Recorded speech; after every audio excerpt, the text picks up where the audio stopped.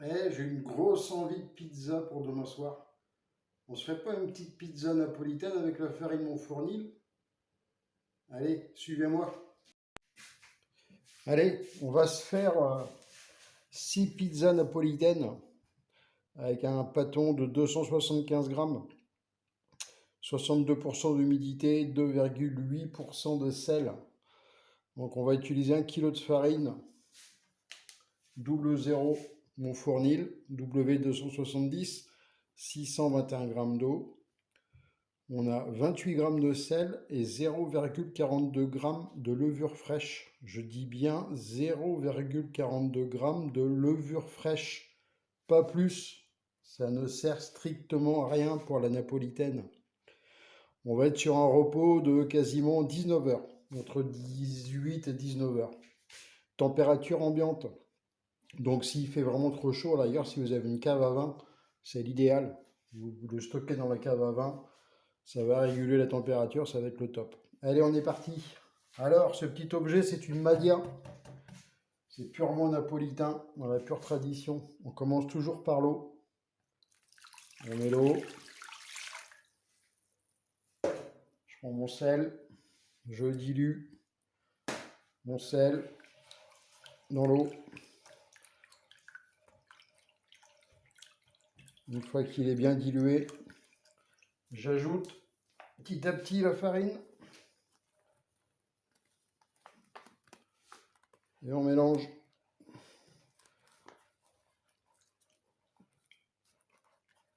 On va essayer d'obtenir un peu une texture de pâte à gaufre, pâte à crêpes.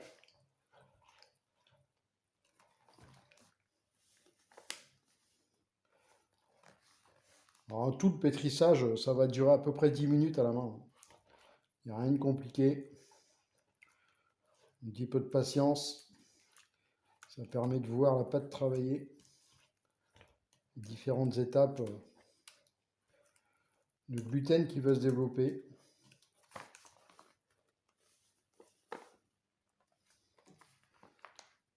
Vous voyez, là, je suis déjà une texture un peu pâte à coupe, pâte à crêpes.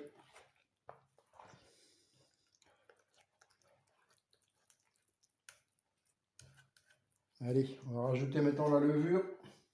Donc mes 0,42 g.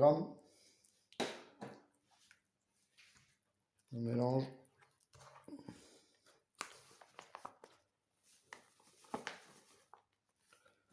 Et là, on est parti pour environ 10 minutes. Vous voyez, ça fait à peu près 1 minute que j'ai commencé à mélanger. Ça commence à bien absorber l'eau. N'hésite pas à bien mélanger, bien racler les bords. Le but de l'opération, c'est qu'au bout de 10 minutes, normalement, on n'a plus du tout de farine qui colle sur les parois du saladier ou de la Madia, ça dépend ce qu'on utilise. Vous allez voir que faire une pâte à pizza à la main, il n'y a vraiment rien de très compliqué. Il faut juste un petit peu de patience.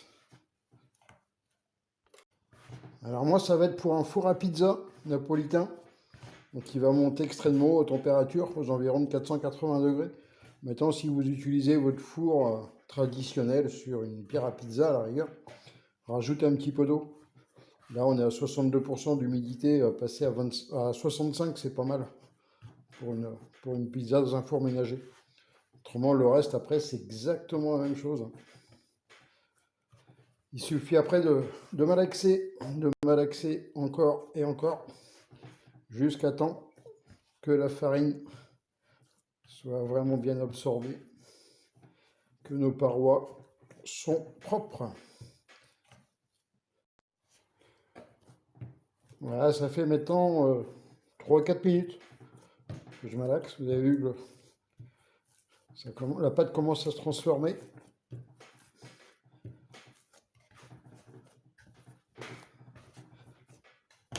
Voilà, l'idéal c'est de prendre par-dessous, de le ramener dessus. Faire un geste régulier. On est à peu près à 6 minutes de pétrissage. Vous voyez qu'il y a déjà une sacrée transformation. La pâte colle quasiment pas, hein.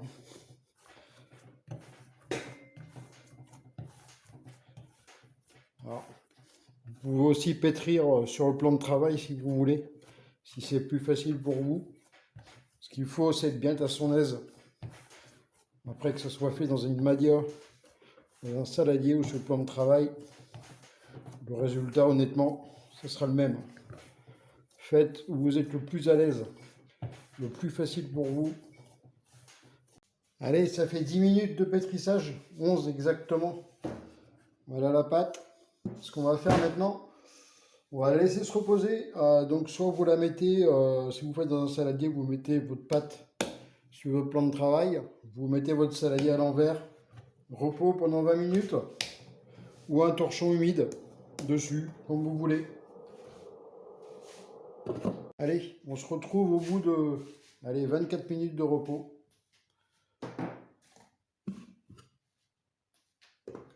Voilà notre belle pâte qui s'est bien reposée. Et là, du coup, ce qu'on va faire, c'est qu'on va la sortir de son récipient.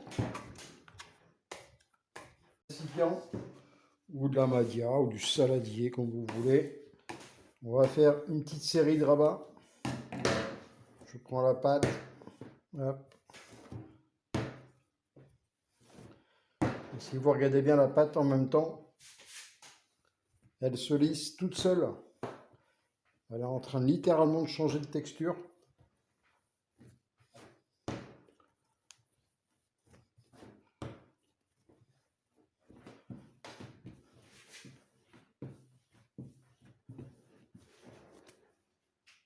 Elle est toute lisse maintenant. Elle est magnifique. Allez, on va encore la mettre à repos pendant à peu près une dizaine de minutes. Et après, on fait nos pâtons. À tout de suite. Allez, au bout de 10 minutes de repos, voilà ma pâte.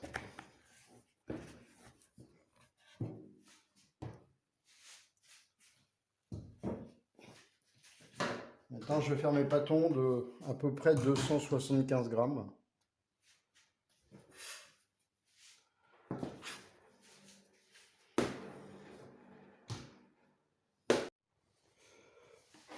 Voilà mes 6 pâtons de 275 grammes.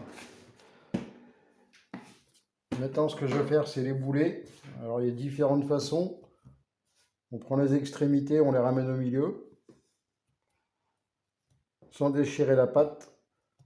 Quand on voit qu'on quoi résiste, on s'arrête. On le retourne et on fait comme ça. On pince par-dessous. Ça va lisser le pâton, ça va le tendre. Ouais, on a un pâton magnifique. Après, vous avez une autre méthode. On prend, on pince, on étire, on fait un trou, on pince.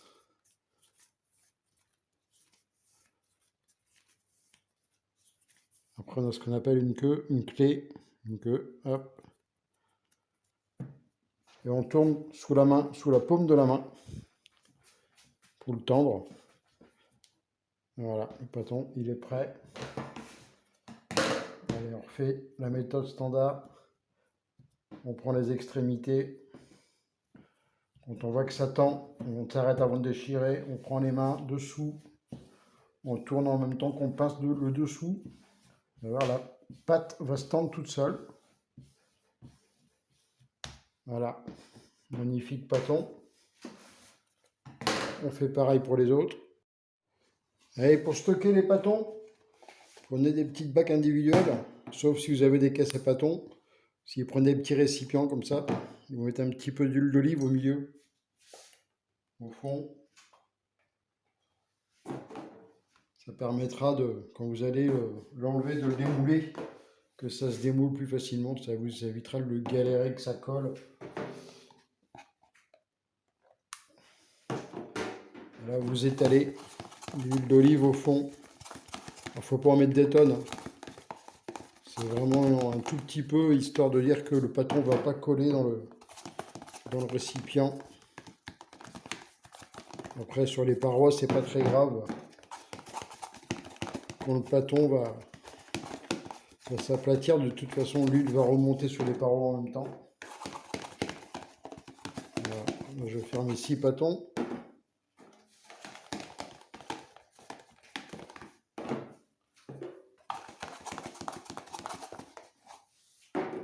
Alors, je prends mes pâtons et je les mets dedans, tout simplement.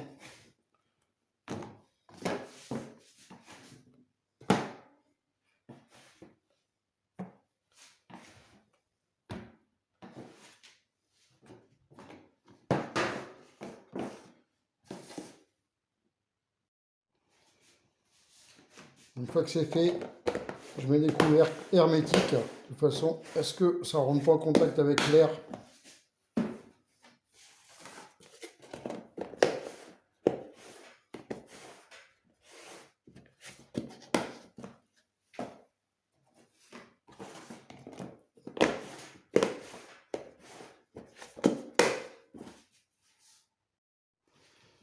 Voilà, alors mes 6 pâtons sont faits, sont dans mes bacs hermétiques.